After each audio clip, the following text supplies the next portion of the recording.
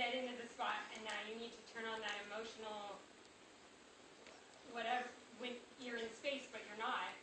Can you talk about your process at all, or in ADR, how you got back into it again? Yeah, ADR was a whole other world.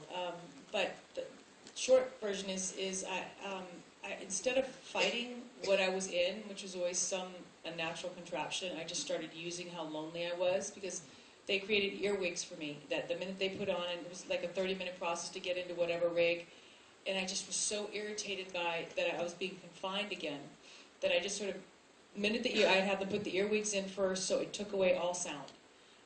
So I could just ignore everyone, and it was completely isolating. And then I developed this wonderful relationship with our sound guy there, Chris, who Alfonso had given me a bag of his DVDs that he just had all these sound cues on them. They weren't necessarily music pieces. I mean, they had score pieces on them, but they were essences and sounds, and from whale sounds to ominous sounds to things that just rumbled. And I went through and made a soundtrack for myself for each scene, because I would listen, because my parents were musicians, so the minute I hear a musical piece, I can be transported to a place of an emotion. So the minute I started listening to the music, I said, oh, this reminds me of what this scene would be like. So for each scene I had at least 3 to 5 music cues, and I would just have him play them for me, so I could stay in the moment, even if I was stuck there for an hour, so I could feel where I was, and it would automatically attach me to a feeling.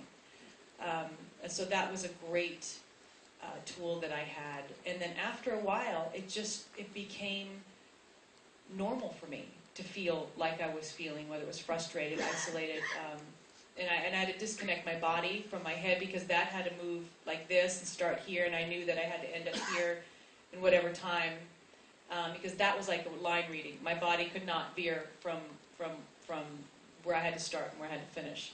But my head and my emotion had to be free. So just making that all, I made it my friend and found a way to dig into my imagination in a way that I never had before.